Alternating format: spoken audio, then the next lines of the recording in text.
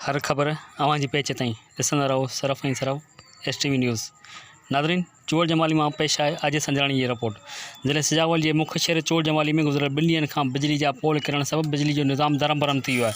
गुज़रियल ॾींहुं तेज़ तूफ़ानी बरसात सबबि चोहड़ जमाली शाइकी रोड ते बिजली जा पोल किरी पिया आहिनि ऐं तारूं टुटी वियूं आहिनि, जंहिंजे नतीजे में चोहड़ जमाली ऐं आसपास जे इलाइक़नि जी बिजली बंदि थी वई आहे।